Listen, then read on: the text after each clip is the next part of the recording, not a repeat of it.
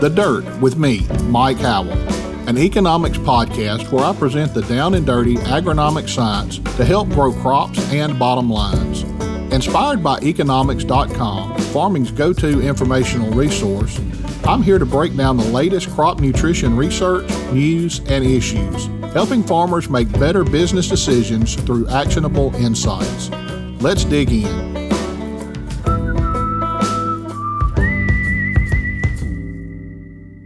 Well, hello again, everyone. Welcome back to The Dirt. As you know, we started several weeks ago visiting with some of the new agronomy faculty around the country. We've had several of these people on, and today we have another new faculty member that we want to introduce and figure out what's going on with his program. Today we have Dr. Carson Roberts with the University of Missouri. Carson, welcome to The Dirt.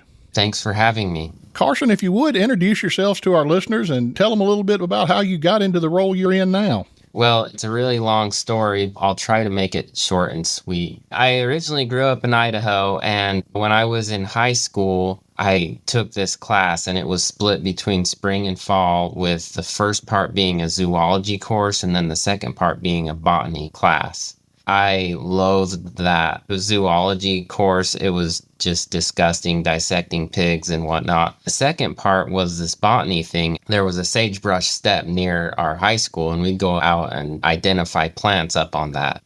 We identified all sorts of plants and talked about how plants function and work. I was like, man, this is a really fun thing to do. I was talking with my brother, and I was like, you know what? I really like this botany thing, but I really want to do something in agriculture because I grew up on a farm. And he said, it sounds like you want to be an agronomist. I was like, what in the world is an agronomist? He explained it to me. I was just a simple Idaho country boy. I didn't know anything about agronomy, even though I lived in it every day. That kicked off what has been a really great journey. Did an undergraduate degree in agronomy, did a master's degree at Utah State in plant science, and then I did a PhD at Mississippi State University. Throughout all of that, I've been interested in forages. I've been interested in irrigation because that's kind of the world that I grew up in. We were on an alfalfa and barley farm in Idaho. I had those two interests because, of course, nothing grows in Idaho unless it's irrigated.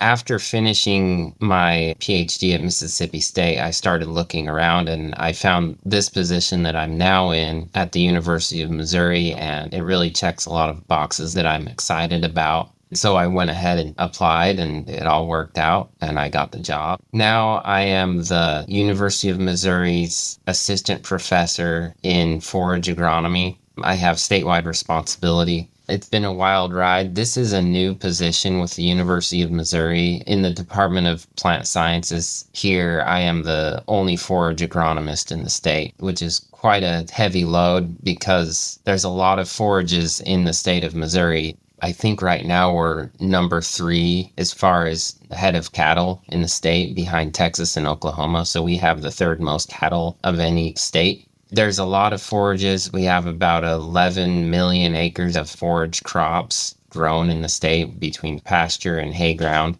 It takes up a huge swath of what Missouri is.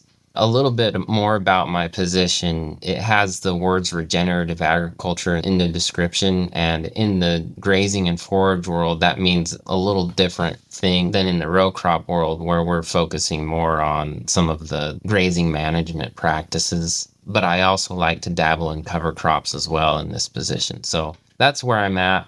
I'm really excited about it. Carson, we're proud to have you on board there in the University of Missouri and look forward to some great things coming out of your program. You mentioned you were from Idaho, and I probably shouldn't tell this, but I don't think of anything about agriculture in Idaho except potatoes, and I just assume anybody from Idaho knows something about potatoes. You mentioned you took a plant science class in Idaho, and it reminded me about my son calling a couple of days ago. He's taking a plant science class, introductory college level class, and he said, Dad, the teacher told us today that potatoes cannot reproduce, and we had to have a long conversation about that and talk about the ways potatoes can reproduce and get him straight on that before he got on the wrong track. Any plant is going to be able to reproduce. That's what a plant's there for, but we'll save that conversation for another day. Carson, I know you've done a lot of research, and we were talking before we started recording. You actually did your PhD project with Dr. Drew Golston at Mississippi State. I know Drew well and have done a little bit of work with him in the past. If you will, talk about some of your research experience and some of the findings you found in your graduate work. I'll talk a little bit about both my master's research and my PhD. They're very different. My master's research was in companion crops with alfalfa. Alfalfa has a really low seedling vigor. It's really difficult to control weeds in alfalfa, especially if you're not taking advantage of the traded alfalfa that we have now, Roundup Ready alfalfa. We worked on a project trying to figure out how to best manage the companion crop aspect, because it does really good at controlling the weeds with an oat companion crop. But at the same time, there's this huge problem because it does so well that it outcompetes the alfalfa, and you can have really poor stands, especially if you're in low moisture situations. My research, we looked at a lot of different angles, irrigation management and seeding rates for an oat companion crop. Really what we found is when you're establishing alfalfa, you really need good moisture, which is no surprise. And it's better to go with a lower seeding rate with the oat companion crop than higher seeding rates, which is counter to what we've looked at before. We're talking about seeding rates as low as 10 or 20 pounds to the acre, whereas before recommended was around 40 to 80 pounds per acre. There's a huge saving in seeding cost there without much yield reduction, and it helps the alfalfa compete a little better for sunlight and moisture and all of those things. So that was my master's research. And then went to Mississippi, did something completely different. I worked with cotton and cover crops. This was a cover crop tillage irrigation study. And our goals were to try and reduce the amount of irrigation use that we had in cotton. And there's a few different reasons for this. The first reason is in the Mississippi Delta, they're having a declining aquifer. And it may not seem like an issue right now, but all we have to do is jump over and look at what's happened in the panhandle of Texas and how the irrigation water is just becoming more and more scarce, to know that we really want to preserve this resource. That was the first reason. Another reason is that cotton really doesn't like to be irrigated a whole lot, and you can start losing yield if you have to go and irrigate every week or something. You can start to see bolls falling off the plants and stuff like that, just because the plant doesn't like to be wet. We tried a bunch of different things, a bunch of different tillage practices, a bunch of different cover cropping practices. What we found, and this is probably no surprise, and honestly in research, there's usually not a lot of surprises. It's usually pretty close to what we expected. Using tillage, full tillage, that does a really good job at producing max yield. But that's not the whole story, because if you factor in the costs of that, and we did a full-blown economic analysis of this, looking at the costs, it turns out that if you do straight no-till, without a cover crop, you can actually produce better economic returns, even if you're losing a little yield, because you're not spending so much in diesel fuel and steel. That was a big finding. And another finding that I found interesting was with a cover crop, we found that we could infiltrate 12% more rainwater from an average rain event during the summer growing months. And when I started putting all this together, a few of my colleagues said, 12% isn't really that substantial. In a 1-inch rain event, that's a tenth. And I said, yes. But if you think we get 15 inches of rain during a growing season on average, you're gaining just about an inch of water during that growing season. That's a 1-inch rain that you didn't have before. We really saw a lot of benefits using the cover crop. I think we have a long ways to go on trying to figure out how to maximize yield in a cover cropping situation, especially in the early stages of growing a cover crop on a piece of dirt. There's a learning process that goes into it, and then there's a bioecosystem change that occurs with the soil. So there's a few years where you might see a yield drag. Those are some of the findings that I had in Mississippi. Carson, sounds like some great research. I started my career right down the road from where you were doing a lot of that research with the industry company there. And we were growing cotton at the time, and we never turned the irrigation off, it seemed. From the time we first started irrigating, we had to keep the water going all summer, and we never counted on the rain. We've come a long way since that. That was probably 25 years ago, and we understand that a lot better now. And thanks to people like you doing that work, we're able to conserve a lot of that water, and that's very important. How much potassium should you be applying? What's the best form of nitrogen for sandy soils? Should you be applying sulfur? Sometimes you just gotta ask an agronomist. Economics has an entire team of agronomists ready to answer all of your questions for free. Find your answers with the Ask an Agronomist feature at nutrien-economics.com. Carson, let's move now and talk a little bit about what are some of the biggest issues that producers in your area are facing. What are you going to need to be working on, and what kind of problems are you going to have to help growers solve? Now, I'm in the livestock business, and it works a little differently than the row crop world, but some of the things are the same. There have been a number of studies done on what are the pain points of profitability in a beef management system. The number one thing it always rises to the top is the cost of winter feed and the cost of winter forage. And there's been a number of studies done on this, and it's proven that the ranchers who feed less during the winter time end up making more money than the guys that don't. Growing up in Idaho, I always thought, okay, well, yeah, if I lived in Mississippi or something, maybe I could take advantage of that year-round grazing or whatnot, but not here. There's also been studies that have found that, I think they looked at 3 different states, Minnesota, which has a lot of snow, Missouri, and then Mississippi. And in those 3 states, they found that producers in all 3 states were feeding about the same amount of hay per year.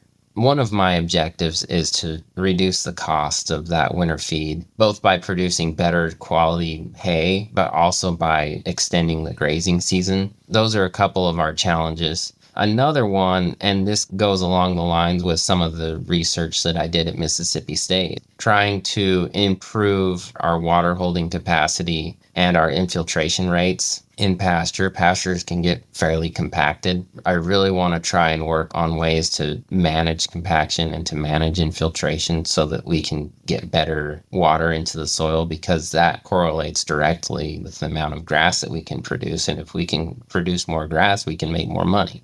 Those are some of the things that I'm interested in. I'm also working on a few projects with soil fertility. There's a lot of work that needs to be done on that in forages so that we can update what our current nitrogen recommendations are and some of our other fertilizer recommendations, because there really hasn't been a lot of work there and there needs to be more.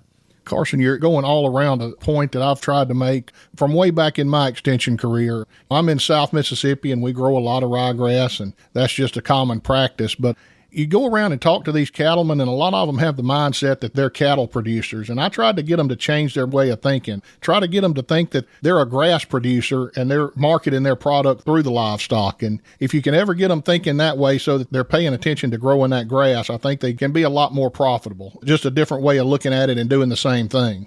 Yeah, that's absolutely true if you focus on the grass. And if you remember that the forage component of your business is the most expensive piece. If you focus on that, focus on the ways to reduce the costs there, then you can really make some headway in working towards a profit. There's only so much you can do with genetics. There's only so much you can do with different pharmaceuticals, like the veterinary stuff. There's only so much you can do with implants, but there's a lot you can do on the forage side and on the growing the grass side to improve your profitability. I couldn't agree more. Carson, I know you're in a new role and you're trying to get everything started. What kind of research plans do you have going forward? One thing that I'm really excited about, and this might be specific to Missouri, but I think that it has applicability elsewhere. There's a handful of producers that have started growing milo in the summertime and then grazing it in the winter. They're finding that they can produce about 400 cow days per acre on an acre of milo. And that's substantial. Feeding 400 cows for one day on an acre is almost unheard of in almost any forage-related area. There are a few challenges with that. There needs to be better protein in the milo to make digestibility correct. The few producers that are doing this are actually, their cows are gaining weight during the wintertime. A lot of these producers are only feeding maybe 30 days out of the winter.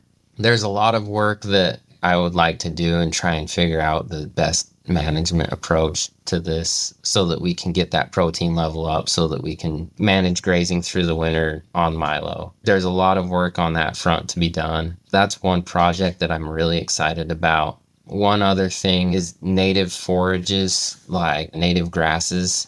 We're seeing a huge push from the NRCS, from the Missouri Department of Conservation, to get these native grasses back into our forage production systems.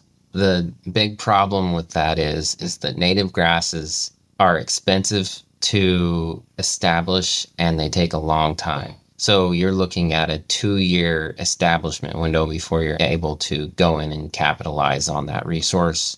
And it's going to cost around the $500 mark per acre to establish these. And in a livestock world, that's a lot of money to put into a piece of pasture land. I'm trying to look at different ways that we can shorten the time between establishment and when we can grow it, and also some ways that we can reduce our costs on establishment there, because that would go a long way for both conservation and for adoption in the state. There's a lot of great benefits to native grasses, but we're not going to get a lot of headway in adoption until we can figure out how to make it less expensive and to speed up the hiatus in grass growth. You got to look at that economics. It's going to be tough to put a pasture out for 2 years before you can start grazing it. Hope you can figure out a way to cut that time down and reduce the cost associated with that. Carson, we've covered quite a bit here today. Is there anything else you want to talk about before we wrap this segment up? I think we've covered most of what I wanted to talk about. Well, Carson, we appreciate you taking time to visit with us today. Listeners, as you know, we're going to be right back in just a couple of minutes with our second segment, and we're going to visit another research farm here in North America. So stay tuned. Listeners, I hope you enjoyed the first segment of today's show. If you did, please take a minute and give us a rating on your favorite podcast channel or app, and give us some feedback as well. We want to hear from you to help make the show even better. And don't keep it to yourself. Please share these episodes with coworkers, family, friends, anyone you think may benefit from the information we're sharing here. Don't forget to visit our website, Nutrien-economics.com, to help find the latest crop nutrition news and research information, as well as market updates, a growing degree day calculator, a nutrient use calculator, a rainfall tracker, and much, much more. It's all at Nutrien-economics.com. Most episodes of The Dirt are now available for CCA credits. Visit our website and click on the Agronomics tab to find these CCA credit opportunities. And if you have a question, you can ask one of our agronomy team members. Simply ask your question, and one of us will get back with you. Thanks for listening. Now, segment 2 of The Dirt. Well, listeners, welcome back to segment 2, where we are continuing our tour around North America, visiting different research farms. Today, we're going to be back in the state of Missouri, and we've got Carson Roberts back with us. Carson is going to tell us a little bit about the research farm that he's located at. Carson, tell us again which research farm you're associated with. I am on the Cornet Farm. It is part of the Northern Missouri Research Extension and Education Center. This farm is located in north central Missouri, and really it's kind of a hidden gem. There's a lot of land resource here. We're sitting on roughly 1,200 acres of grazing land and forest. There's about 800 acres of grazable land here. And the University of Missouri has owned this property for a number of years. They actually started doing research here in 1965, and they started with a lease. And then in 1979, the Cornet family that owned this farm gifted the property to the university. It has a rich history of grazing and forage research. Well, I actually grew up on a research farm with Mississippi State, and we did a lot of grazing work, a lot of grazing research. So I've been in a similar situation basically since I was old enough to walk to the truck to ride around with my dad. Tell us a little bit about the different types of research that's going on there at the farm. I have been in this position here at the Cornet Farm for about 5 months. And when I came here, there wasn't a whole lot going on. I've since started a few fertility trials and some other stuff looking at winter grazing of annual crops. Really, there's not a lot going on, and it's sad because there's a lot of research that has been produced here. I don't know how familiar a lot of your listeners will be with Jim Garish and his work, but Jim Garish was a researcher, and he was located at this farm from about 1980 or 1981 until 2003 or something like that. And he did a lot of the pioneering work on rotational grazing and management intensive grazing. He did a lot of fantastic work that really started the movement towards rotational grazing in Missouri and throughout the country, and it even had a worldwide impact. Along with that, this is the home of the first grazing school. Now there's grazing schools all over the place, but this is where grazing school was born. It has a really rich history. As far as extension programs, I don't know of another one that has had as large of an impact as a grazing school because of the profitability of the producers after attending the school. It's just phenomenal compared to those that haven't learned the principles. There's a rich history here, and I really hope that I can continue that legacy going forward in this new role. Carson, we've been focusing all year on the value of these research farms to the local producers, and you mentioned the grazing school and how important that is. Talk a little bit more about that. What can these producers learn from coming to these grazing schools, and what other value do you see coming out of the research farm? At the grazing school, and now they're done statewide at a local level. Usually, if you're in the state of Missouri, you can find a grazing school near you sometime during the year. They're very accessible, and they cover a wide range of topics from grazing management to animal nutrition to economics of grazing to conservation, fencing, plant science, animal science. There's a lot covered in it. It's a 3-day school. It's relatively inexpensive to attend. I think that the cost right now is around $100, which is a bargain for the amount of information that you receive. You come away with a lot more knowledge on how to manage a grazing system and how to manage a grazing enterprise to actually make money. This is for-profit ranching at its finest. Carson, the last question I have for you today, and this is one I've asked all of our guests about the research farms. We know that the face of agriculture is changing. We've got new technology coming every day. We know we have more people moving out of the city, getting closer to our farms. That's an issue that our farmers are going to have to deal with, and our research farms as well. What do you see for the future of the farm? How is the farm going to have to adapt to keep up with the changing pace of agriculture and be a viable resource to the producers as we move into the next 50 years? Well, there's so many changes that are coming at us at this point in time that it's almost hard to keep up with everything that's going on. Everything from now we have virtual fencing. That's becoming a thing with radio collars on each animal, and you can control the animals without using fencing. That's pretty crazy, all the way to agrovoltaics, which is grazing underneath solar panels. There's a lot of things in the forage and livestock world that are just coming at such a rapid pace.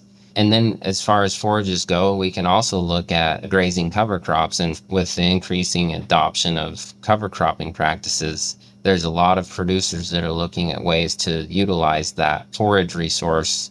There's a lot of work that needs to be done there. We're in a really good position because there are very few farms that have the amount of land resource that we do. We can take advantage of a lot of these different opportunities and apply them at a farm scale and produce results that matter to producers. And that's kind of the secret advantage of this farm that a lot of other research farms really just don't have. Carson, we really appreciate you taking time to visit with us today. I know I've enjoyed this episode and got a lot out of it. I know our listeners will as well. Listeners, we appreciate you tuning in again this week. And as always, if you need more information on anything we've talked about today, you can visit our website. That's Nutrien-economics.com. Until next time, this has been Mike Howell with The Dirt.